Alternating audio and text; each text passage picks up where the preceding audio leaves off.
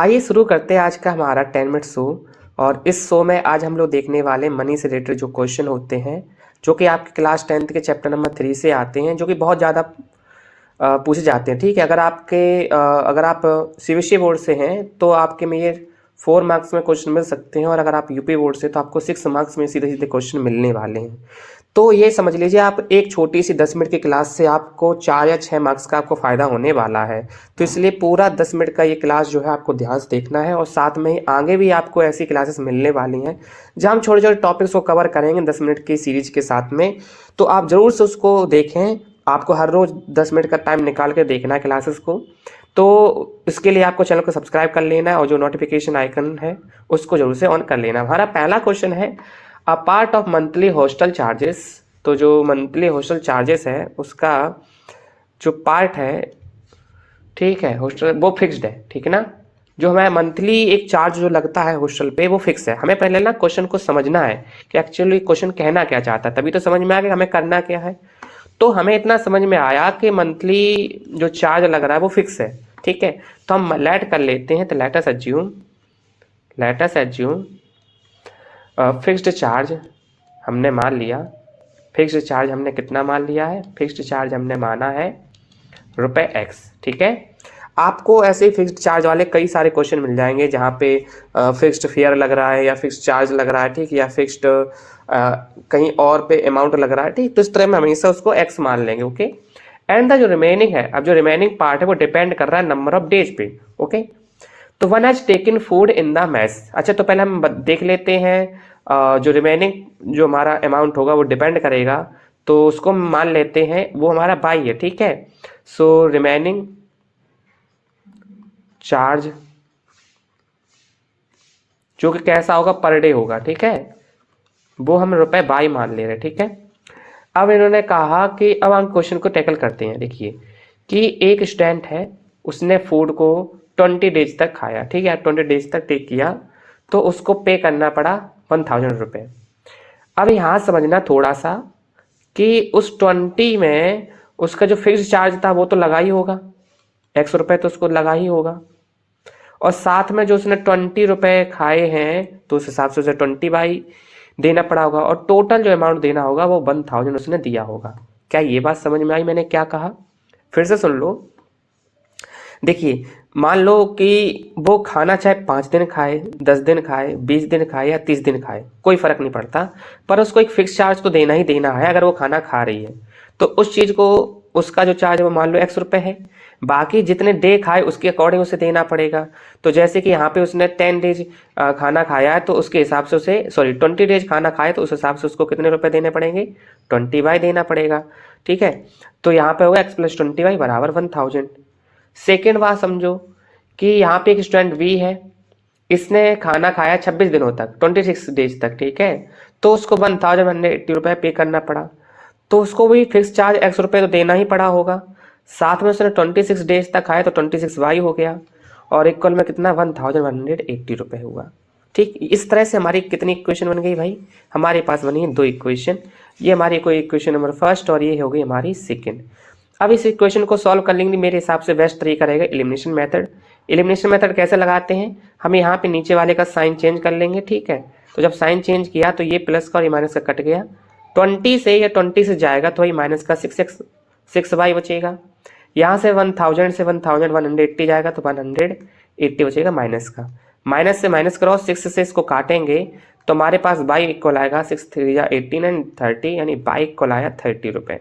तो that's means हर रोज के हिसाब से उसे 30 रुपये देने होते होंगे। अब इस 30 को यहाँ पे पुट कर देते हैं पहले इक्वेशन में। तो चलिए हम पुट करते हैं। हमारे पास था by plus 20 by plus x equal 1000। हमारे पास y की वैल्यू आई 30, तो यहाँ पुट कर देंगे, प्लस में x इक्वल 1000 है हमारे पास में। तो यहाँ से निकल के आया x इक्वल 1000 माइनस ये कितना हुआ, ये हुआ हमारे पास 2 3 6 और 600, तो आंसर आया 400 रुपये। यानी कि उस पर जो फिक्स चार्ज उसको देना पड़ रहा है वो है देना पड़ रहा है 400 रुपये, और जो कि उसे देना है चाहे फिर वो खाना 15 दिन खाए, 20 दिन खाए या फिर 30 दिन खाए, ठीक है। तो इस तरह से इस क्वेश्चन को करना था। तो आई होप आपको समझ में आया होगा। अभी चिंता मत करो, अगर एक नहीं समझ में आए तो मेरे पास एक और है, ठीक। हम उस क्वेश्चन को भी टैकल करेंगे, उससे भी समझेंगे चीज़ें, ठीक है। एक और हमारे पास क्वेश्चन है, देखते हैं। ठीक है, कैसे करना है इसको, the ratio of income of 2 person is 9:7। तो भाई 2 पर्सन उनका जो इनकम का रेशियो है 9:7 है, ठीक है। And their ratio of expenditure, और जो खर्च करते हैं उसका रेशियो 4:3 है। If each of them manages रुपए 2000 सेव करते हैं, वो दोनों लोग 2000 रुपये सेव करते हैं पर मंथ, हमें बताना उनकी मंथली इनकम क्या है। ओके, ठीक है। तो हम मान लेते भाई कि 2 पर्सन है, एक को हमने ए मान लिया और ए का जो इनकम है उसको हमने x रुपये मान लिया। कितने रुपए मान लिया? x रुपये, ठीक है। तो सॉरी x रुपये मान लिया, सॉरी एक सेकंड x रुपये नहीं मानेंगे, इनका रेशियो दिया गया है, उस रेशियो के अकॉर्डिंग हम क्या मानेंगे भाई। तो देखो रेशियो दिया है 9, तो हम लेट करेंगे 9x। सिमिलरली बी की इनकम कितनी होगी? 7x होगी। ओके, अब इनके एक्सपेंडिचर की बात करें तो एक्सपेंडिचर यानी खर्च की अगर हम बात करते हैं तो देखो ध्यान से, हम मान लेते हैं ए ने कितना खर्च किया। देखो यहाँ पे लिखा है 4 रेशियो था ना, तो 4/। क्यों माना? क्योंकि यहाँ एक्सपेंडिचर की बात हो रही है, और यहाँ पर हमने माना है 3/। ठीक है, क्या ये समझ में आई बात? देखो हमने इनकम को लेट किया है 9x और 7x, क्योंकि रेशियो था तो ये चीज़ तो सेम रहनी चाहिए x। यहाँ पर ये चीज़ सेम रहनी चाहिए क्योंकि एक्सपेंडिचर का रेशियो था। ठीक है, अब सोचो ए ने 9x कमाया, यानी इनकम थी उसकी 9x, उसमें से उसने 4/, खर्च कर दिया, तो उसके पास कितने रुपए बचे? तो 2000 बचे। इसमें बोला गया था 2000 रुपये बचते। ये हमारी क्वेश्चन नंबर फर्स्ट हो गई। सेकंड बी ने क्या किया? 7x उसने उसकी इनकम थी, 3/, उसने खर्च किया, उसके कितने पास रुपए बचे? 2000, उसके पास रुपए बचे। क्वेश्चन नंबर सेकंड हो गई। आइए हम इस क्वेश्चन को सॉल्व कर लेते हैं। ठीक है, तो चलिए सॉल्व करते हैं। तो अब इसमें हम क्या लगाते हैं मेथड? मेरे अकॉर्डिंग तो इसमें हम कुछ कर नहीं सकते, तो इसमें लगा देते हैं सब्स्टिट्यूशन मेथड ही लगा देते हैं। एक काम करते हैं, इस वाले इक्वेशन में देखो, यहाँ से लिखेंगे 9x इक्वल होगा 2000 प्लस 4/। ठीक है, और ये 9 यहाँ से हटेगा, नीचे अपॉन में आ जाएगा, तो x की वैल्यू आ गई हमारे पास में। अब हम इस वैल्यू को पुट करेंगे इक्वेशन नंबर सेकंड में, तो लिखेंगे putting the value of x in equation number क्या हुआ यार,